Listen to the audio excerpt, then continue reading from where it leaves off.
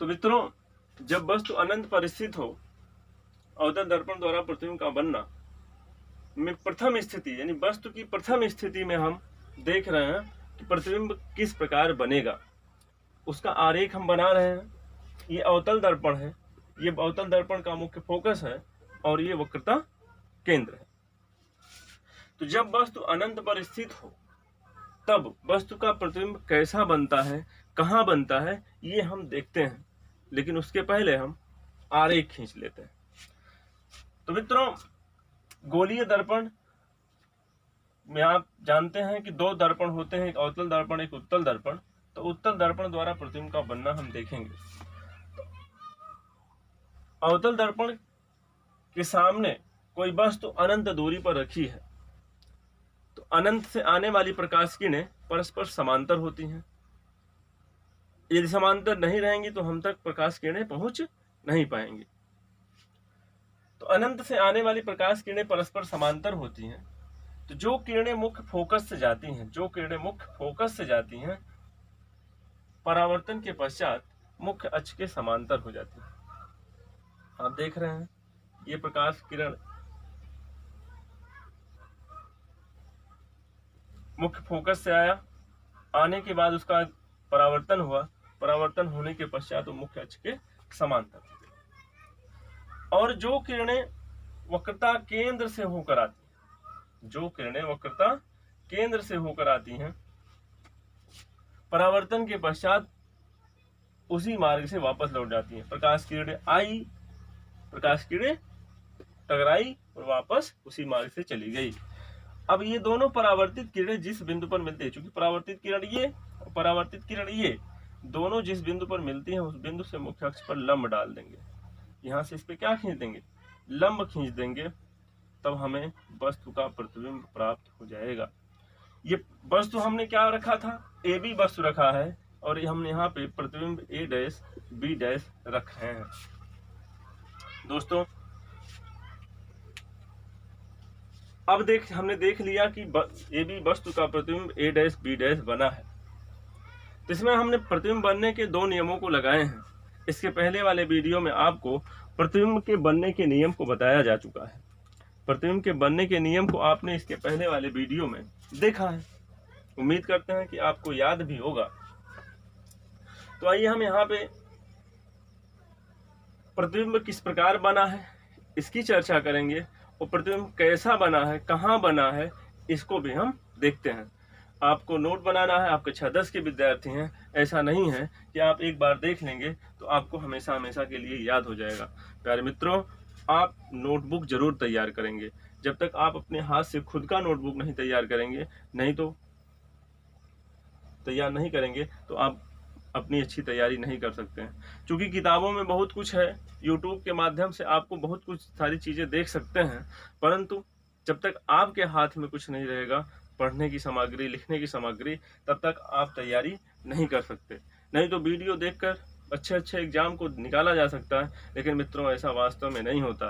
Video देखने के साथ साथ इससे केवल कॉन्सेप्ट क्लियर होता है, बाकी आप अपना नोटबुक जो तैयार करेंगे उसी से तैयारी आपकी होती है। तो हम देखते हैं मित्रों, इसमें हमने देखा है कि अनंत पर जब वस्तु स्थित होती है तब वहां से जो प्रकाश किरणें आती हैं वो परस्पर समांतर आती हैं। तो हम यहाँ लिखेंगे, इसमें आपको लिखना है, तब अनंत से आने वाली, अनंत से आने वाली प्रकाश किरणें, अनंत से आने वाली प्रकाश किरणें, आप नोटबुक तैयार करेंगे, लिखते रहेंगे कॉपी में पेन से, अनंत से आने वाली प्रकाश किरणें परस्पर समांतर होती हैं। परस्पर का मतलब एक दूसरे के समांतर होती है, ये परस्पर समांतर होती है,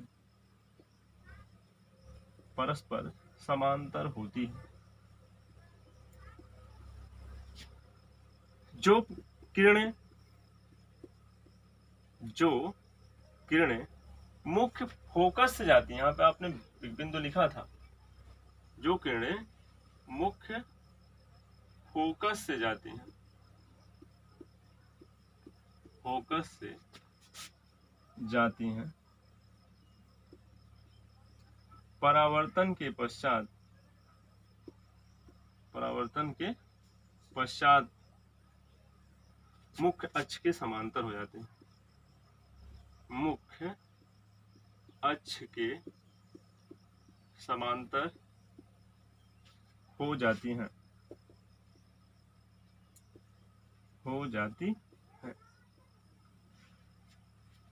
तथा जो किरणें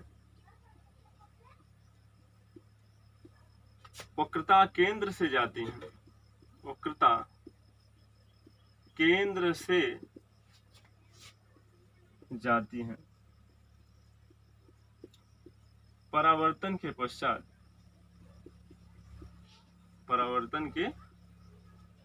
पश्चात उसी मार्ग से वापस लौट जाती है। ये दोनों परावर्तित किरणें जिस बिंदु पर मिलती हैं, ये दोनों परावर्तित किरण जिस बिंदु पर मिलती हैं,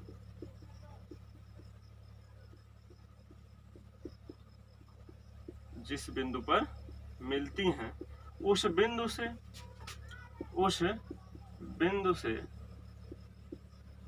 मुख्य अक्ष पर लंब डालने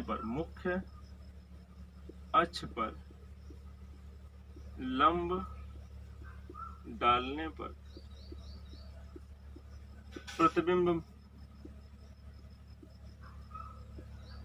प्राप्त होता है। मित्रों, आप इतना बड़ा देख रहे हैं, जो लिख रहे हैं, ये हमने इसमें अभी तक केवल ये लिखा प्रतिबिंब बनने के जो दोनों नियम बताए गए कि दोनों नियम लगेंगे। इसमें प्रतिबिंब बनने के 3 नियम बताए गए गोली दर्पण की सहायता से। तो 3 नियम में से 2 नियमों को पालन किया गया। कौन कौन सा नियम लगा उसकी चर्चा हमने इसमें लिखकर की है। जो प्रकाश किरण मुख्य फोकस से जाती है, परावर्तन के पश्चात मुख्य अक्ष के समांतर हो जाती है, और जो किरणें वक्रता केंद्र से जाती हैं, परावर्तन के पश्चात उसी मार्ग से वापस लौट जाती हैं। और ये दोनों परावर्तित किरणें जिस बिंदु पर मिलती हैं, उसी बिंदु से मुख्य अक्ष पर लंब डाला गया तो हमें वस्तु का क्या प्राप्त हुआ? डालने पर प्रतिबिंब प्राप्त होता है। यह प्रतिबिंब कैसा होता है, कहाँ बनता है, किस आकार का होता है, उसको हम देख लेते हैं। यहाँ पर प्राप्त होता है यह प्रतिबिंब। प्यारे मित्रों, प्रतिबिंब बनने के नियम अगर आपको याद हो गए हैं, तो जब वस्तु अनंत पर स्थित हो तब प्रतिबिंब कैसा बनता है, यहाँ पे वही देखना है। प्राप्त होता है यह प्रतिबिंब कैसा बनता है, यहाँ पे देखते हैं। यह प्रतिबिंब वास्तविक होता है, और कैसा होता है? उल्टा होता है, वस्तु से छोटा नहीं, इसमें बहुत छोटा होता है। देखिए ये अनंत पे है, अगर अनंत पे होता तो वस्तु बहुत बड़ा होता, लेकिन हमने यहाँ दिखाया है तो इसलिए आपको बहुत ज्यादा डिफरेंट नहीं दिख रहा है।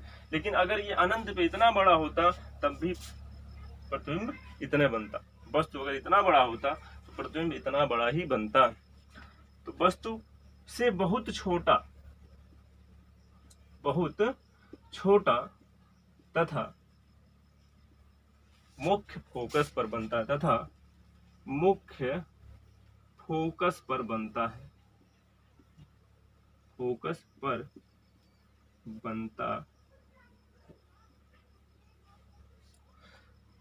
दोस्तों, आप याद रखेंगे, अगर आपसे पूछा जाए, हमेशा आपको याद रहना चाहिए कि पूछा जाए यदि आपसे, तो आप तुरंत बता दें।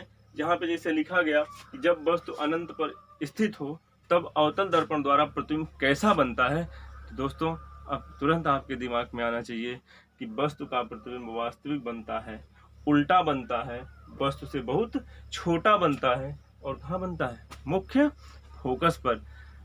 कंपटीशन में पूछ लिया जाता है कि अवतल दर्पण द्वारा वस्तु जब अनंत पर स्थित होता है तो प्रतिबिंब कहाँ बनता है? बहुविकल्पी दे देगा, तो उसमें फोकस दे देगा, वक्रता केंद्र दे देगा, दोनों के बीच दे देगा, इनके इनके बीच देगा, वो विकल्प तमाम प्रकार के बना सकता है। लेकिन आपको एग्जैक्ट याद रखना है कि वस्तु जब अनंत पर स्थित होता है तब उसका प्रतिबिंब वास्तविक बनता है, उल्टा बनता है, वस्तु से बहुत छोटा बनता है और मुख्य फोकस पर बनता है। तो दोस्तों, हमें लगता है कि आप समझ पाए होंगे। आप अगर नोट ना लिख पाए हो तो स्क्रीनशॉट ले सकते हैं और स्क्रीनशॉट लेकर बाद में आप नोटबुक तैयार कर सकते हैं। तो हम आशा करते हैं अगर स्क्रीनशॉट लेना होगा तो ले चुके होंगे। इसके बाद हम दूसरी स्थिति देखेंगे कि जब वस्तु अनंत और वक्रता केंद्र के बीच स्थित हो। जब वस्तु अनंत और वक्रता केंद्र के बीच स्थित हो। दोस्तों, बहुत ध्यान देना है। एक बार आप ध्यान दे लेंगे तो उम्मीद करते हैं कि आपका सारा कॉन्सेप्ट क्लियर हो जाएगा और सारे दिमाग के डाउट समाप्त हो जाएंगे। हम दर्पण, चूंकि अवतल दर्पण द्वारा ही प्रतिबिंब का बनना चल रहा है, इसलिए दर्पण को हमने नहीं मिटाया। और हेडिंग आपकी दूसरी आ जाएगी कि जब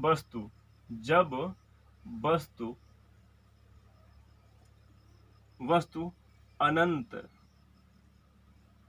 तथा वक्रता केंद्र के बीच स्थित, वक्रता केंद्र के बीच स्थित हो, वक्रता केंद्र के बीच स्थित हो। तो पहले हम आरेख, जैसे पिछले अनंत पर स्थित वस्तु का प्रतिबिंब हमने बनाया था आरेख में, उसी प्रकार से वस्तु तथा अनंत के बीच, वस्तु जब अनंत और वक्रता केंद्र के बीच स्थित हो तब हम प्रतिबिंब का आरेख किस प्रकार बनाएंगे देख लेते हैं। क्योंकि अब की बार देखिए, हमने पिछली बार वस्तु को मुख्य अक्ष पर नहीं दिखाया था, अब की बार हमें मुख्य अक्ष पर दिखाना है। क्योंकि यहाँ पे F है और यहाँ पर C है और ये वस्तु रखी गई है AB, वस्तु रख दिया गया AB। बताया गया कि किन्हीं दो नियमों को लगाना है, तो जो आसान होगा वही हम लगाएंगे। वस्तु से मुख्य अक्ष के समांतर जाने वाली प्रकाश किरणें परावर्तन के पश्चात मुख्य फोकस से जाती हैं तथा वक्रता केंद्र से जाने वाली प्रकाश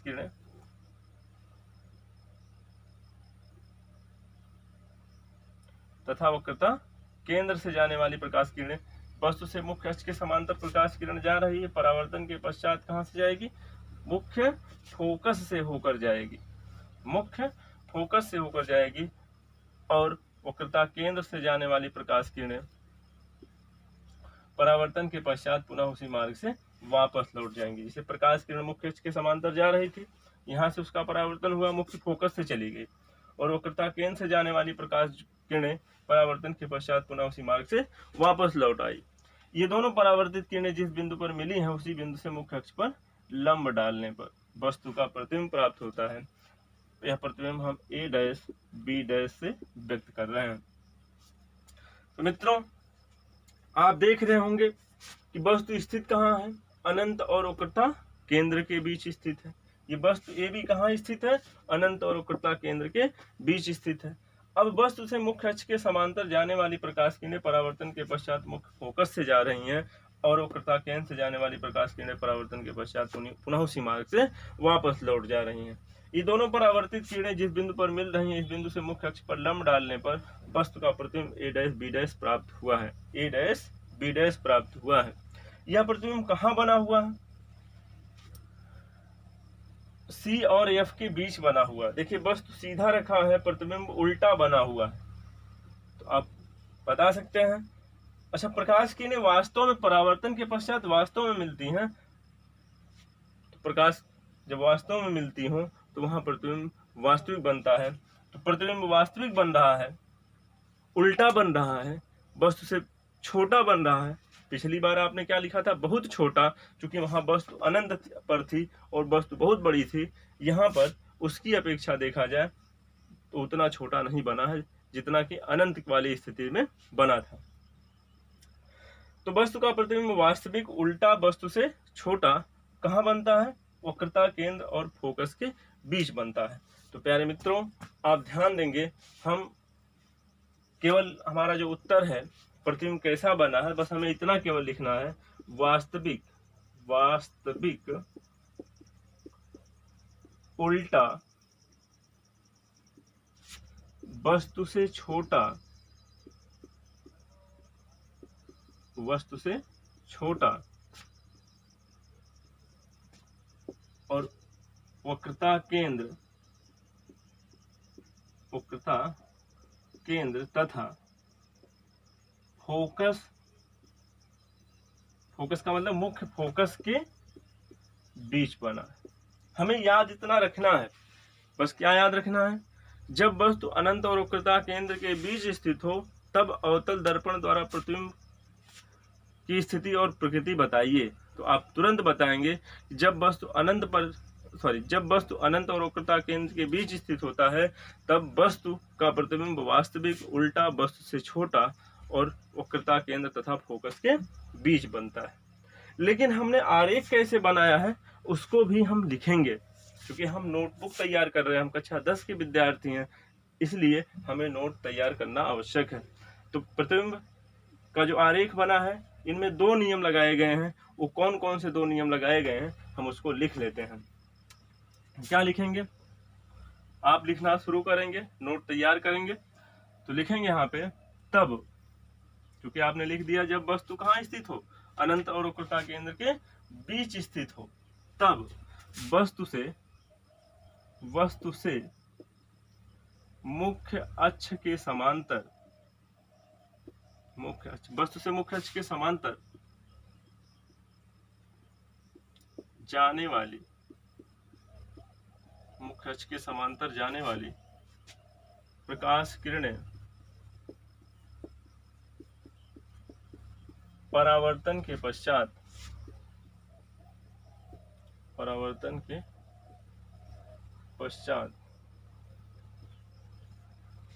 मुख्य फोकस से जाती हैं, मुख्य फोकस से जाती है तथा वक्रता केंद्र से जाने वाली, वक्रता केंद्र से जाने वाली किरणें,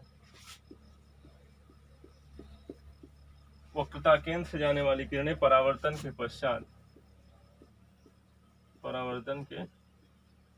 पश्चात उसी मार्ग से वापस लौट आती हैं, उसी मार्ग से वापस लौट आती हैं तथा वापस लौट आती हैं। ये दोनों परावर्तित किरणें, ये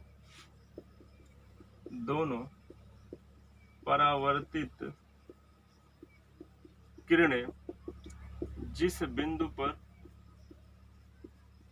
मिलती हैं,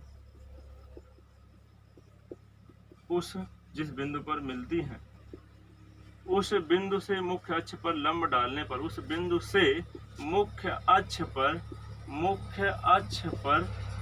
लंब डालने पर वस्तु का प्रतिबिंब प्राप्त होता है, वस्तु का प्रतिबिंब प्राप्त होता है, प्रतिबिंब प्राप्त होता है। यह प्रतिबिंब, इसी के आगे जोड़ते रहेंगे, यह प्रतिबिंब कैसा बनता है, नई लाइन से लिखेंगे, ये हम चीजें नई लाइन से लिखेंगे। यह प्रतिबिंब वास्तविक उल्टा वस्तु से छोटा वक्रता केंद्र तथा फोकस के बीच बनता है। प्यारे दोस्तों, आपको याद रखना है, हमने पूरी चर्चा की है इस